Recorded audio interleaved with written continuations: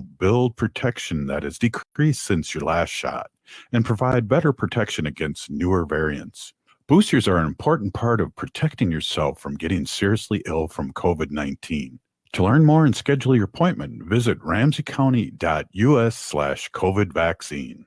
ramseycounty.us/COVID vaccine. Hey, Ogama, I've been hearing a lot about this term, climate justice. What is that? Climate justice is recognizing that the negative impacts of climate change don't affect all people equally. It also means transitioning from a fossil fuel-based economy to a more sustainable future. MN350 is one of the groups that's pushing for this transition to protect our futures. You can even get involved too. That's great, especially since I'm concerned about pipeline projects like Line 3. How can I help MN350? Just find them on Facebook or visit mn350.org.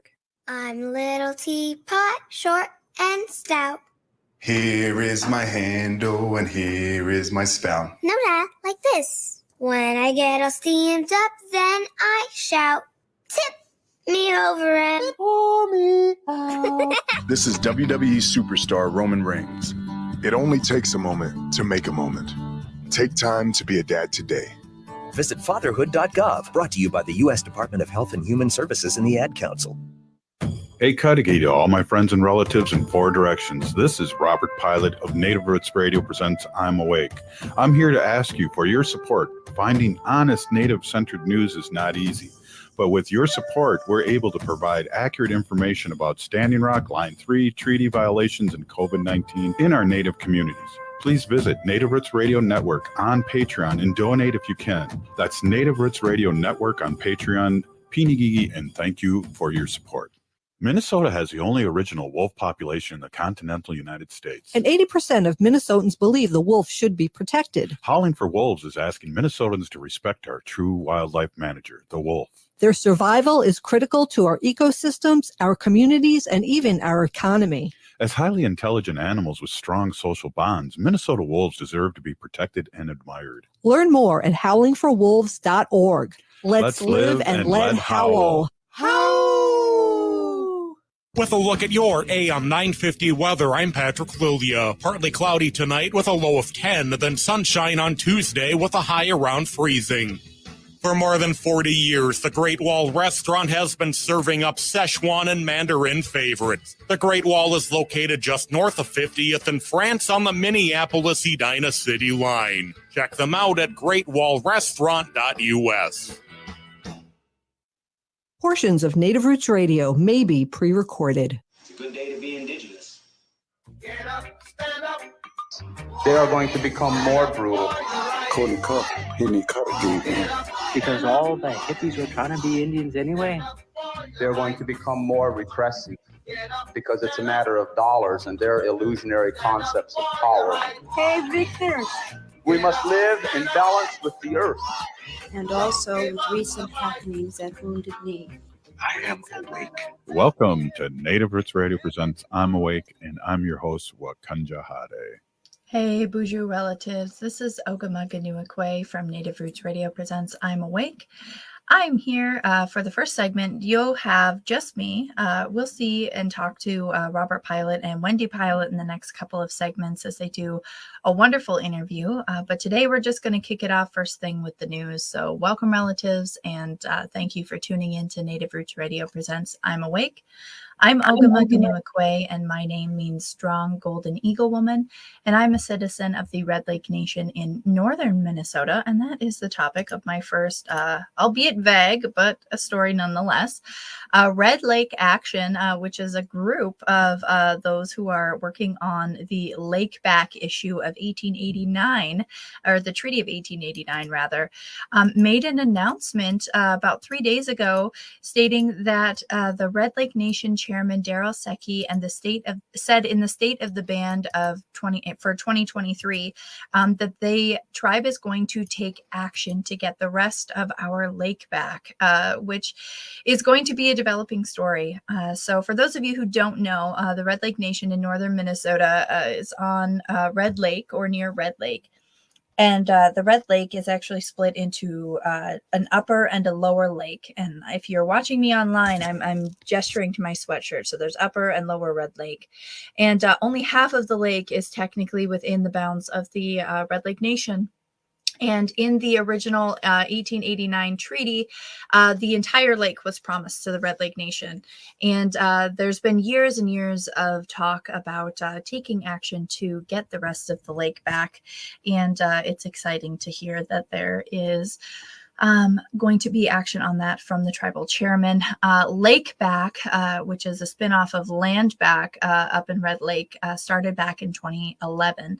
And this is a really historical announcement to hear the chairman talk about that in the state of the band. So I'm really excited about that as a Red Laker myself, and excited for what that could mean for the future of other tribes who are wanting to take land and water back to care for. So speaking of Land Back, another really great organization that's working on land back in the Twin Cities is the Four Sisters Farmers Market, which is a product of the Native American Community Development Institute, which is the sponsor for this segment today.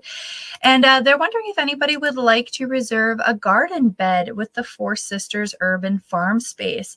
So if you have an interest in growing your own vegetables or fruits in an Indigenous community garden and learning more about food sovereignty, reserve a garden bed with the Four Sisters Urban Farm Space. They are going to be on a first come, first served basis, and they do have priorities. Priorities include residents of the East Phillips neighborhood, residents of the East Phillips neighborhood without access to other growing spaces, and food insecure residents of East Phillips. If you would like to find out more, you can go over to NACDI, that's NACDI.org/Four Sisters Farm, or click on the Four Sisters Farmers Market link at NACDI.org. Really exciting that that is something that is available to the community in the East Phillips neighborhood and beyond. And, we're going to take a minute here to jump all the way across Turtle Island over into California, into Hollywood kind of area, but it's not the same kind of story that you're thinking it might be. I'm not about to talk about reservation dogs, but I'm actually going to be talking about P22, which is a mountain lion that prowled Griffith Park near Hollywood for about the last 10 years. If you're not familiar with P22, P22 was a mountain lion that was named for the study that he was a part of. P stands for Puma, and 22 is the number that he was given. But this cat was really remarkable because it was born in a totally different part of California. And it made, at some point in its life, it made a remarkable 50-mile journey that took him across the 2 Los Angeles major freeways and managed to evade traffic and human detection in that time. And then he found the wilderness of Griffith Park and set up his own range in that area at only 8 square miles. To science, it's probably the smallest roaming territory of any known mountain lion. Typically, a male cat's territory is 150 square miles. So he was caught on film at Griffith Park about 10 years ago and was fitted with a collar, and they began to track his movements. And anywhere else in the country, of course, he probably would have just been another cat that the scientists were tracking, but he was in Los Angeles, so of course they made him famous. And he was really well loved by the community there. And a lot of people knew about him, but he was so rarely seen. But unfortunately, he was very old. He was about 12 years old, and the difficult decision was made to euthanize him recently. And he received a private tribal burial. So the 4 local tribes in the area led the ceremony to honor this puma as a symbol of the wilderness still present in Southern California. And there was also a small group of officials from the organizations such as the National Park Service and the National Wildlife Federation that also attended his funeral. And he was buried most likely in the same area where he was born and where there's other mountain lions that are still roaming. But to protect P22's remains, the location of the grave will not be disclosed, and the sacred ceremony that was given to him was not open to the public and was not recorded. The tribal elder with the Ferdinandio Tativium and Ventureño Chumash tribe said he was a leader and a chief, and they wanted to be as respectful as possible to such a magnificent animal.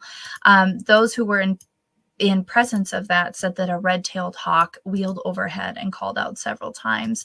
And tribal members performed traditional songs and made offerings for the spirit of P22.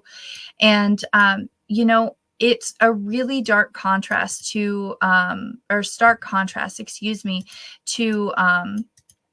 what normally happens with these animals. Normally these animals, their bodies are disposed of when they're euthanized. And the organizations that were studying P22 had actually wanted to handle his remains for scientific research. And the tribe stepped in to the California Department of Fish and Wildlife and the Los Angeles County National History Museum to make sure that the mountain lion's remains were not just simply discarded, and he was given a proper burial.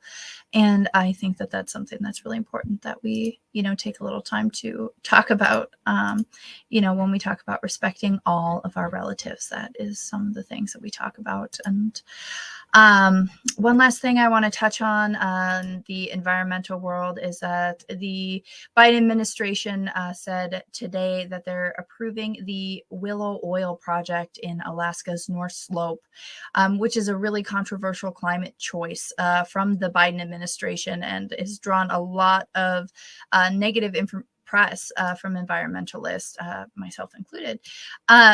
Biden's Willow plan allows 3 sites to be drilled, and ConocoPhillips would have about 219 total wells in that area. And there's a 4th drill site proposed for the project as well.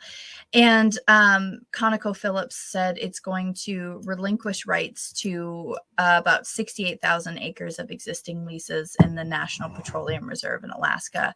But many climate activists, including myself, are outraged that Biden is greenlighting the project because it really goes against his plan and campaign promise to stop new oil drilling on public lands. So this is, again, one of those things that we talk about here on Native Roots Radio. If you are looking for more information about it, you can check the hashtag Stop Willow campaigns on social media, and, see if there's some things that you can get involved with to write to the Biden administration there. And we can talk a little bit more about this later in the week. So thanks for tuning in to Native Roots Radio presents I'm Awake. We'll be right back with Robert and Wendy Pilot for some awesome interviews, and stay tuned. Hey, Ogama, I've been hearing a lot about this term, climate justice. What is that? Climate justice is recognizing that the negative impacts of climate change don't affect all people equally. It also means transitioning from a fossil fuel-based economy to a more sustainable future. MN350 is one of the groups that's pushing for this transition to protect our futures. You can even get involved too. That's great, especially since I'm concerned about pipeline projects like Line 3. How can I help MN350? Just find them on Facebook or visit mn350.org.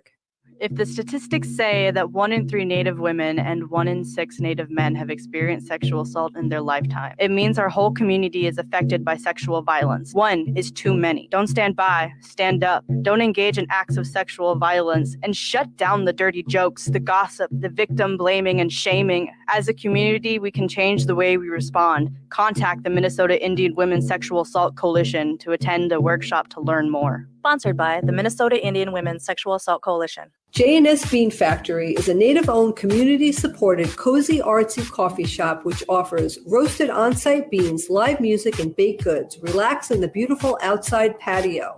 City Pages writes, voted top 10 coffee shops. Tucked into a quiet corner of St. Paul's Highland Park neighborhood, this coffee shop roasts beans on-site from the best coffee-growing countries in the world. Located at 1518 Randolph Avenue, St. Paul. The good stuff. Life after military service is different. Many veterans find transitioning difficult, feeling lost and uncertain about the future. These feelings don't take away from a veteran's strength, courage, or sense of duty. If you're a veteran in crisis or know one who is, the power of one person, one connection, one act of compassion can make a difference. For free 24/7 confidential support, call the Veterans Crisis Line at 1-800-273-8255 and press 1, or visit veteranscrisisline.net. Hi, I'm Jane Fonda, and you're listening to Native Roots Radio. And we're back to Native Roots Radio presents I'm Awake, and this is Robert Pilot.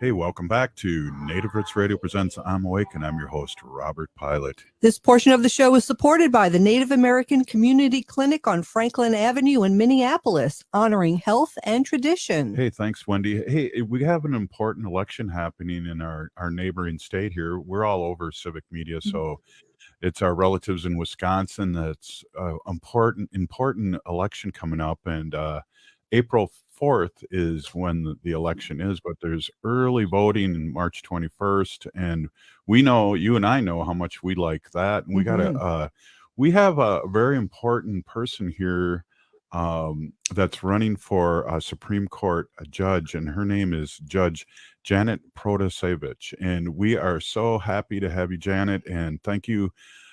It's election time, and I know it's really important. Your schedule's really important, and you're still working as a judge. So thank you so much for spending time with us here on Native Roots Radio. Well, I'm delighted and honored to be here, quite frankly. So thank you so much for having me here this morning. Well, we want to get a little like who you are and where you're from and what you're doing and what got you to this point. Judge Janet. So do you mind just introducing yourself to our listening audience all over Turtle Island? Sure, I'm happy to. So my name is Janet Protasevich. I'm a judge in Milwaukee County. I just wrapped up almost 3 years handling homicide and sexual assault cases, and now I'm doing family court cases. I would say it was about a year ago when I started thinking about this race, probably a little bit more than a year ago, and decided to get into this race because the stakes are so incredibly high, and everything that people care about in the state of Wisconsin is on the line, and everything that people care about in this state is going to be determined by who wins this seat on April 4th. And I have to be very careful when I talk to people. Obviously, I haven't prejudged anything, and whatever comes to our Wisconsin Supreme Court will be judged based on the law. All decisions will be rooted in the law and the Constitution. But I've been very clear with people about what my values are and what my values are in regard to, a number of issues. First of all, Wisconsin is amongst the most gerrymandered states in the country. And you think about that, and you think about that in conjunction with a person's right to a representative democracy and their right to having their vote count. And the very gerrymandered maps have affected absolutely everybody in our state and have marginalized people's ability to have their vote count. And I've been very clear that my value is that everybody's vote should count. We have women's rights issues. We have an 1849 abortion ban in the state of Wisconsin. And I think that it is critically important that people understand that my value is that I think a woman should have a right to choose and make those reproductive right decisions herself. So I anticipate that issue will come before our Wisconsin Supreme Court. I can tell you that, in contrast to my opponent, I can tell you with 100% certainty that if he is elected, that 1849 ban will stand. Then we have all sorts of other issues. Wisconsin's a battleground state. And so let's talk about our 2024 presidential election. I would anticipate that the results of the 2024 presidential election will end up in front of our Supreme Court chamber, just as the results of our 2020 election did. And you may know that our election in the state of Wisconsin was really upheld by a 4-3 majority on our Supreme Court. And it's, kind of frightening, quite frankly, to have come that close to Right. not having our election votes count in Wisconsin. And, there are conservation issues and, LGBTQ, marriage equality issues. There's just so many issues that likely to come before the Supreme Court makes it a very, very critical race. Yes, and that makes it really critical that you're on with us today, and we really appreciate it. I was wondering too, so what is your background? Where were you brought up, and what college did you go to? I want to kind of play. I don't know, you're not old enough to remember this, but there used to be a show called "This Is Your Life." So this is this is your life section here. Where'd you go to college, and what's your background? So I was born and raised on the south side of Milwaukee to two, very hardworking parents. My mom was a teacher. My stepdad was a teacher. And they both worked really hard, instilled in me, that you're going to work hard, you're going to get a good education, and you're going to give back to your community. We were not raised with a lot of means. We could have a meal on the table, but, we had to work our way through school. And I went to UW Milwaukee, worked my way through school, majored in history. Then I went to Marquette for law school. Excuse me. Marquette was a really wonderful experience. Really taught me that I wanted to stay true to being rooted in my community. And that is exactly what I did. Worked for the district attorney's office for really a quarter of a century before I decided to run for judge. And I've been a judge in Milwaukee since 2014. And I can proudly tell people that the only clients that I have ever had are the people of the state of Wisconsin. And so I've worked very hard to protect families, protect victims, obviously the accused, making sure that their constitutional rights are also upheld, but have worked very, very hard in our community to be fair and impartial and protect people. Yeah, that's awesome. We have like some native issues here that we'd like to just touch base with you. You bet. One of the things I feel like is really important, and I think you do too, is that we talk about here a lot all over Turtle Island, and it's really come to the forefront about missing and murdered Indigenous women and relatives. And those are things that aren't taught in school and are just coming up through the media and TikTok and shows like ours. Right. Tell us a little bit about what you know about this, and let our audience know. Well, it's really frightening, and I'll just say this. I was on 2 Indian reservations yesterday, so the timing of your radio show couldn't be better. I was with the Menominee Nation, and then I was with the Oneida Nation, talking to Native people about their thoughts and about their concerns. So, the missing, murdered, and Indigenous women issue, is very, very close to my heart. I believe it's a pandemic. I believe that the movement to prevent it is not often taken seriously enough by investigators and law enforcement. I also know that we have very little data about these cases.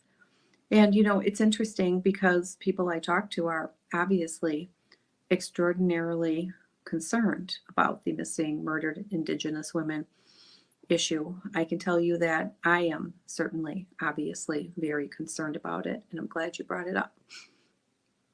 Yeah, it's very important. It's really coming to the forefront. And I know we talk a lot, especially with here in Minnesota. And this show started because of, I don't want to say the word uprising, but the conflict with Standing Rock and all the misinformation and the Dakotas about the pipelines and things like that. So, how important is treaty rights? Because we know, and we talk about here on the show a lot, that treaties are the supreme law of the land. How important, and what is your feeling about the treaties that have been signed over the hundreds of years? Well, I think that it's pretty obvious to me that the tribes are constantly having to defend their treaties. Obviously, they are considered the law of the land. They are, integral to your standing. It is very clear to me that the tribes have not been treated fairly over the years. I told both groups that I talked with yesterday, I was an American history major, and I took one entire class on Manifest Destiny. In Milwaukee, at UW Milwaukee, there is a professor, and he's actually from England, and he has dedicated his entire career, quite frankly, to talking about the expansion of the West and Manifest Destiny and how that impacted the Native people. I have been well aware of these issues, obviously for decades. And I want you to know, and I want your people and listeners to understand that I certainly have a recognition of the issues, and I certainly am a listening ear for all of those issues as well. I think, Wendy, it's really exciting that we're able to talk to candidates like this and in a sense, vet them out. And we really appreciate this conversation. Absolutely. It's so important. We're going to take a break here in a minute. And I just want to tell everybody we're here with Judge Janet Protasevich, and she's running for a very important seat here in Wisconsin, and it's the Supreme Court. And it doesn't get any more important than that. And this discussion is going to keep on going here in the next segment. So you are listening to Native Roots Radio presents I'm Awake. Stay with us.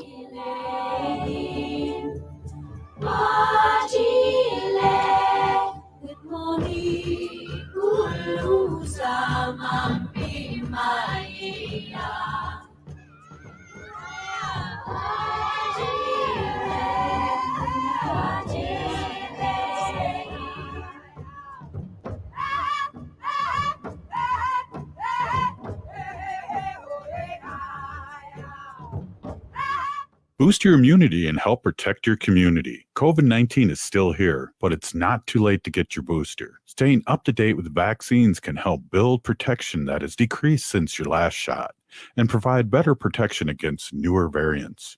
Boosters are an important part of protecting yourself from getting seriously ill from COVID-19. To learn more and schedule your appointment, visit ramseycounty.us/COVID vaccine. ramseycounty.us/COVID vaccine. We are your relatives, We are your relations, brothers, sisters, sons. daughters. And some of us are your grandchildren. We are your community. Historically, we held places of honor and respect. Because of the impact of colonization, some of us are rejected, thrown out from family, friends, and community, set up as targets for sexual violence, sex trafficked, humiliated, tortured, and murdered. Everybody has the right to be safe. We are your relatives. Remember, Homophobia is not traditional. Sponsored by the Minnesota Indian Women's Sexual Assault Coalition. We are back, and we are looking at a pretty lopsided matchup, Jim. That's right, Ron. I mean, in one corner, we've got a 175-pound guy, and in the other, a 6,000-ton heavyweight train. Jim, this guy has no idea what he's getting himself into. It's no contest. Every day, people tempt fate and die trespassing on railroad tracks. See tracks? Think train. Hello, Minneapolis. Make sense, make progress, make a date, make an appointment with me. Weeknights from 10 to midnight here on AM 950.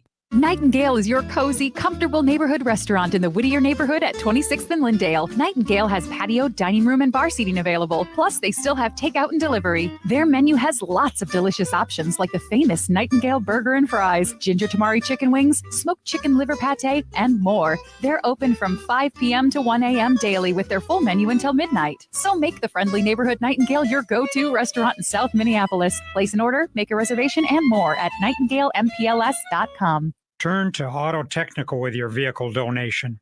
We have families waiting for a car. Over 85% of unemployed are successful in finding and keeping a job if they have dependable transportation. A car plus a job equals a life changed. 612-919-5526. We have families waiting for a car. 919-5526 or autotech.org.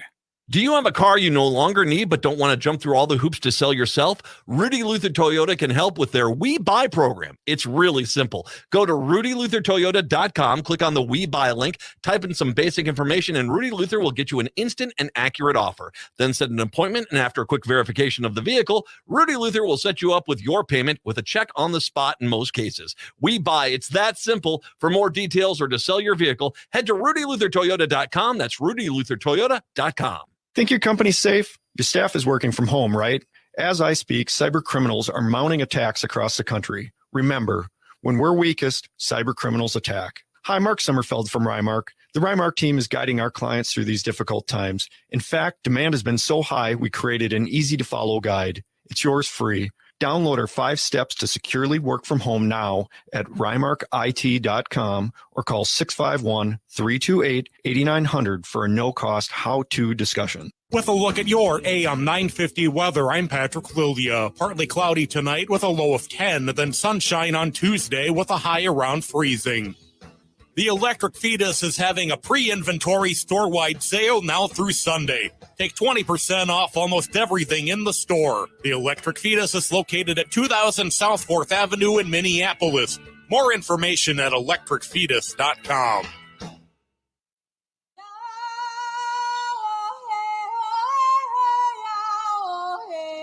This is Leonard Peltier. I am in Coleman 1. U.S. Penitentiary, and I'm listening to Native Roots Radio. And we're back to Native Roots Radio presents I'm Awake.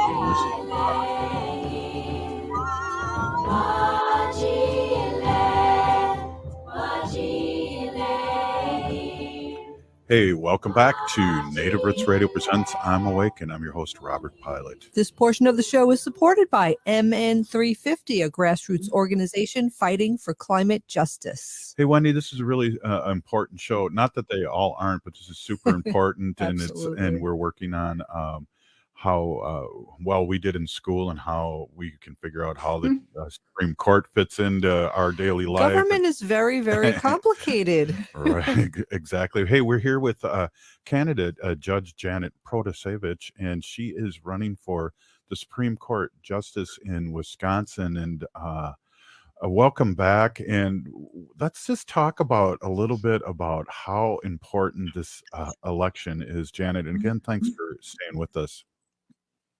Oh, thank you so much. So this election is going to really determine the makeup of our Supreme Court. So by a little way of background, there are 7 seats on our Wisconsin Supreme Court. Right now, 3 of those seats are held by people who uphold the law and follow the law and uphold the Constitution. Those are Justices Ann Walsh Bradley and Karofsky and Dallett. And then we have extremists on the other side. I would say that we have the opportunity of a lifetime because one of those 4 seats is opening up, and that's what this election is all about.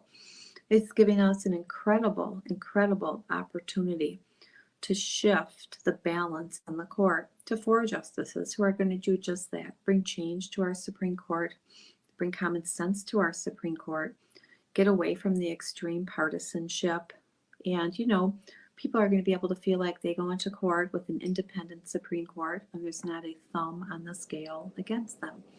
So I think that is, critically important, and the stakes couldn't be higher. So, we've got some of the issues that we've talked about, but then you put those issues in conjunction with the opportunity to shift the balance of power on our court. And the race is so critically important. I can't even overstate how important it is. And I suspect that is why we are getting so much attention from across the country about this race. Yeah, it is. And, our democracy and, the people, the things that you brought up in the first segment, just about the rights that are slowly being eroded that have been around, for us for hundreds, or not hundreds, but 50 years, like Roe versus Wade. The percentage of the people in this country are upset and came out and voted. So we always talk about this is the most important election, but they all are, and we got to stop talking that way. They're all important, right, Wen? Yeah, and it's important for regular citizens like you and I, Robert, to get involved in politics. I always say it, get to know your city council member, your House representative, and the senator in your area that represent you, and get involved in important issues. Well, we have an election coming up April 4th, and you can start in person. Early voting begins April 20 or March 21st, and this is a very important election. So, Judge Janet, can you help us tell us what the pecking order or the line of order that the Supreme Court comes into play for maybe a normal or regular citizen or a lawsuit, or how does that work? And it's been a long time since I've been in high school. Okay, so here's generally how it works. I'm a judge in the circuit court right now. So every case that's filed in Milwaukee County, and we have 47 branches, is heard by one of the judges in Milwaukee County. So a case comes in front of me, say a homicide case comes in front of me, and I handle the case from beginning to end. At the end of that case, a party can appeal it, and they would appeal it to the Court of Appeals. The Court of Appeals in Wisconsin takes every single case that is appealed. They have to. That's their job. They're really an error correcting court.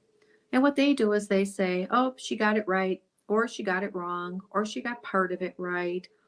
Or she got part of it wrong. We're going to affirm it. We're going to reverse it, or we're going to send it back and say, go fix it, right? That's what the Court of Appeals does. They're an error correcting court. Then our highest court of the land is our Wisconsin Supreme Court. And what happens at our Supreme Court are, disputes are brought, but they are not all accepted by the Supreme Court. The Supreme Court selects the cases that they believe will have the most impact on the people of the state of Wisconsin, combined with the fact as to whether or not it's really a, new, novel, cutting-edge legal issue. And then the state Supreme Court would hear that case based on, there'd be briefing, there'd be oral arguments, and then the court would render a decision. So it's very different from the circuit court, which handles every single case and all decisions are based on the law, to the next level, which is the Court of Appeals, which is the error correcting court, to our state Supreme Court, which really develops the common law for this state. Wow, that was good. Do you have any Yes, questions? you know what? I learned something every time we talk when we talk about the law and the government and the branches and how a bill is passed and a whole bunch of stuff. So it's great. One thing, Judge Janet, I just want to give a shout out to our Gen Zs, because this last election cycle, they outnumbered Wendy and I, our boomers, and they outnumbered us for the first time ever. And they're seeing what's going on. They don't have the same perspective as a lot of people do. They're really they're first generation that's not going to live as long. It's going to be harder to get a house. There are all these things. So it's great to see, but we also want to talk about how important every election is, and that, if we're sick and tired of being sick and tired, we outnumber them. We just have to stay engaged and know how important these elections are. 100%. And, you hear so much from, people who are campaigning and talking about races, that their race is the most important race. And so, you hear that. And I think people get tired of hearing that, and they don't necessarily know when the stakes are as high as they are. This race, I can tell you, is that most important race. It's going to shape what happens in the state of Wisconsin for many, many years to come. And those concerns and issues that we talked about are going to be coming before this Supreme Court. A woman's right to choose, our presidential election results, maybe a fresh look at the gerrymandering and the maps, conservation issues, marriage equality issues, so many issues that I would anticipate will come before this court. And so this is the big one. This is critical. Right. When you talk about gerrymandering, I think in the last, the year ago when this last election cycle was happening here nationally, they talked about something like Republicans only have to come out and be 40% of the vote, and then but the Democrats to switch anything almost have to be 60% of the vote. Do you kind of know what I'm talking about there? Because I'm bringing in some numbers that I'm not 100% sure on, but there's something like that we have to vote more in order to change things, meaning the Democrats. Well, the Democrats have certainly some roadblocks built against them, and here's why. Wisconsin's a battleground state. No matter how you look at it, no matter what you think, no matter what side you're on, we're a battleground state. We have very, very close statewide elections. So given the fact that we have very close statewide elections, you'd kind of think the makeup of our state legislature would be about 50-50, right? You'd kind of think that the makeup of the number of people that we send to the House of Representatives would be 50-50. You'd kind of think that. But instead, you look at the 8 members of the House of Representatives that we have. 2 are blue, 6 are red. You look at our state assembly and our state senate, and about 65% are red, 35% are blue. And you say, to any rational person, how can that be fair, right? How can that possibly be fair when we have such a battleground state? Shouldn't it be closer to 50-50? And then when things are closer to 50-50, you have the ability for people to, get a little closer to the middle and work together and be less extreme. So, I think that the gerrymandering has, numerous issues attendant to it. Yeah. Wow. Hey, we're here with Judge Janet Protasevich, and she's running for a Supreme Court in Wisconsin. Judge Janet, can you give our audience how we can support you, a website, a Facebook, how we can donate to your cause and basically our cause? Take a look at janetforjustice.com. The website's janetforjustice.com. Talks about ways people can get involved and ways people can volunteer, lets you add your name to the endorsement list. There's so many things that people can do. And what I've been telling people, for me, the most critical thing is to get that vote out on April 4th. We cannot pick our foot off the pedal. We have to run right through that finish line. The most critical thing that we can do is make sure that we're getting that vote out. And that is what is so important. So, the early voting on March 21st, the absentee voting, any way that people can get themselves and their friends to the polls is the way that we are going to, come to victory on April 4th and bring Wisconsin back to the great progressive state that it once was. Yes, it was. It definitely was. I lived in Madison for a short time, and we love Madison, don't we, Wendy? Yeah, it's beautiful. Love it. And, just to remind everyone too, that you can bring your tribal ID and also an ID or a proof of residence. And so we got about a minute left, Judge Janet. Let's hear your best stump speech. That was hard for me to say. Stump speech. My best stump speech is every single thing that you care about is on the line with this race. Every single thing, and like we talked about before, everything about saving our democracy is on the line. And we have the opportunity to do just that. If we get out to the polls, we have the opportunity to do just that because we can shift the balance on our Supreme Court from a 4-3 majority of extreme partisans to a 4-3 majority of people who are going to follow the law and uphold our Constitution. Wow. Well said. Perfect. This has been an amazing interview, Wendy. Thank you, Judge Janet Protasevich. You don't know how hard I've been working on your name over the last few days. You did great. Thank you. Hey, wow, great. We're going to put this on the best of too, Wendy. This has been an amazing interview. Thank you so much for your time. I know you're very busy, but it's very important for us to hear the truth and speak to you. Thank you so much for coming on. Thank you so much. It was delightful.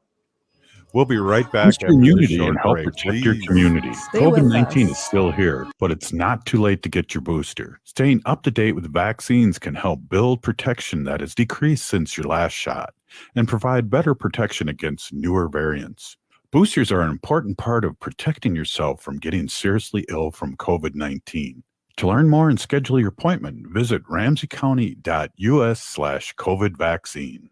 ramseycounty.us/COVID vaccine. Hey, Olgama, I've been hearing a lot about this term, climate justice. What is that? Climate justice is recognizing that the negative impacts of climate change don't affect all people equally. It also means transitioning from a fossil fuel-based economy to a more sustainable future. MN350 is one of the groups that's pushing for this transition to protect our futures. You can even get involved too. That's great, especially since I'm concerned about pipeline projects like Line 3. How can I help MN350? Just find them on Facebook or visit mn350.org. While I'm pregnant, I can keep our baby safe by not drinking, smoking, or using drugs. But how are we going to keep her safe after she's born? When I grow up, I look forward to dancing in powwows, going to college, and being successful. But I don't want to be one out of 3 American Indian women to be raped or sexually assaulted in her lifetime. As relatives and friends of Native women, it is our responsibility to stand up and speak out for every woman's right to be safe in her home and the community. Sponsored by the Minnesota Indian Women's Sexual Assault Coalition. Minnesota has the only original wolf population in the continental United States. And 80% of Minnesotans believe the wolf should be protected. Howling for Wolves is asking Minnesotans to respect our true wildlife manager, the wolf. Their survival is critical to our ecosystems, our communities, and even our economy. As highly intelligent animals with strong social bonds, Minnesota wolves deserve to be protected and admired. Learn more at howlingforwolves.org. Let's live and let howl. Howl! Hi, this is Representative Sharice Davids from Kansas. I'm Ho Chunk, and you're listening to Native Roots Radio. And we're back to Native Roots Radio presents I'm Awake, and this is Robert Pilot.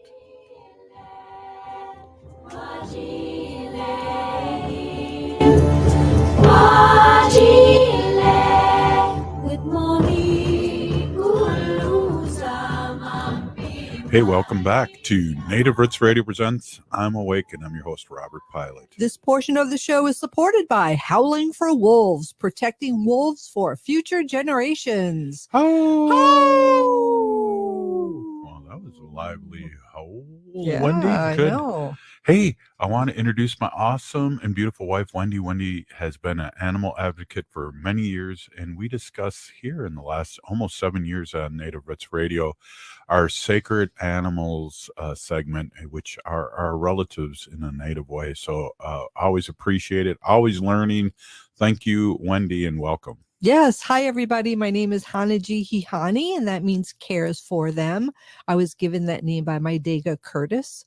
Curtis goes by Mashke Hanajinga, which means walks on white clouds. I'm a humane policy volunteer leader for the Humane Society of the United States, and I work on animal issues at the local and state level, and it's always my pleasure to do that. So I love talking about our sacred animals, and I have been seeing so many articles.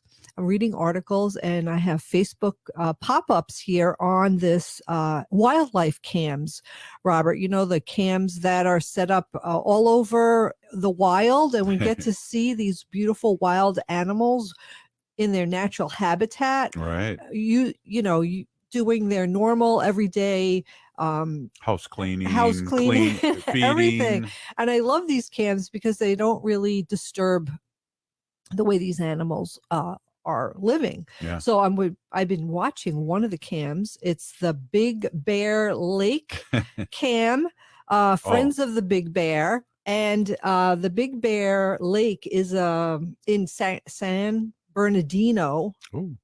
Bernardino. No, that was good. County, California.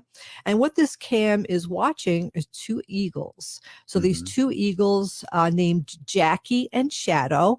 And as I talked about before on the show, eagles mate for life. So these 2 have been together for quite some time. Yeah. Yes. And over the years, they have had laid many eggs and have hatched many eaglets. But unfortunately, sometimes the eggs just don't hatch for whatever reason. You know, nobody really knows exactly what it is. It could be that was really bad weather, or that, the eggs were left without warmth for a little while. It could be a whole bunch of different things. Right. So if you'd like to go on the Friends of Big Bear lake and watch the cam. It's really unbelievable. But there's people watching these two eagles, Jackie and Shadow, and it's kind of a sad story that this year they had eggs and they were in the nest, and Jackie and Shadow were taking turns taking care of the eggs and incubating them and sitting on them, and while the other one goes hunting and this and that. And this is seen in the wild all the time with eagles, that they share the parental responsibilities, which is really awesome. But 2 days ago, the cam showed that they both had left the nest. Jackie and Shadow had left the nest. Oh. Yeah, because I think Jackie, who's the female, realized that the eggs were not going to hatch. I guess she could figure out, like by sitting them, if there's any movement inside them, and she knew that they were not going to hatch. So they both left the nest, and the reason why she left the nest is so that other birds could come. Ravens came and ate the eggs and cleaned out the nest. But what happened was Shadow really, they said, like, he wasn't really didn't really know or understand what was happening. So when Shadow went back to the nest and didn't see the eggs, he was really astonished, and you could kind of see his reaction on the cam, that he is very surprised, and he is like looking for these eggs that were there, every day. And what they did was they saw him every day come to the nest, and he would clean the nest, and he would adjust the sticks around the nest and fix everything nice. And he would spend hours doing that every day while he took care of these eggs. But when he came back and did not see the eggs, again, he was very surprised, and you could see him looking around and, seemingly very surprised, like, what the heck, what happened to the eggs? And he didn't clean the nest at all. He didn't do his, usual stick ritual. And then it says here that the people who were watching these eagles and really keeping an eye on them noticed that Jackie was over in a tree, and Shadow flew over to the tree, but didn't sit next to Jackie. He sat, in another branch, but then she came over to him, and it looked like, she was comforting him because he seemed very upset about it. And that it seemed to them that Jackie was able to, process the loss of her eggs, and that, she was able to accept it, where Shadow, the male, really took it very, very hard. But the good news is, Robert, is that there was just somebody just saw them just the other day mate again. Wow. So they're not really sure whether it's time, the timing is right, and whether they could have fertilized eggs and hatch in time, before all the snow and everything leaves. But we're going to keep our fingers crossed and see. But there's always next season. Right. And again, these animals, they mate for life, and they have feelings, and they have emotions, and they, visibly show their emotions. So Shadow is visibly shaken by this. Wow. Yeah. There's an article also in the Sacramento Bee, and that is dated March 9th. It's written by Helena Wagner, and you could read about that. Or you could go again to this Big Bear Lake Friends and watch the cam. It's really beautiful. I mean, this nest, the size of this nest is just unbelievable. It's really high up in this tree, and it overlooks the Big Bear Lake, which is just beautiful. I mean, the scenery is just beautiful. But it got me thinking, these animals, and we've witnessed it, Robert, over the years. Even our dogs that we have, just recently, we have one dog, Gracie, who's been pretty sick. Yeah. She's on medication, and she's doing okay.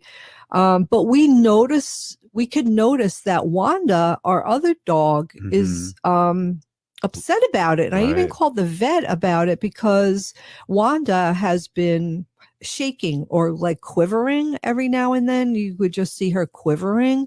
And I was worried that she might be in pain because she tore her ACL, right? She tore her ACL. So the vet said she wasn't in any pain, and she is on light pain medications for her arthritis. But in any case, I called the vet and I just said, I think Wanda might be in pain. So he went through all these things. If you lift her leg, does she do this? Do you lift her head? Does she do? No, she's not in any pain. We realize that.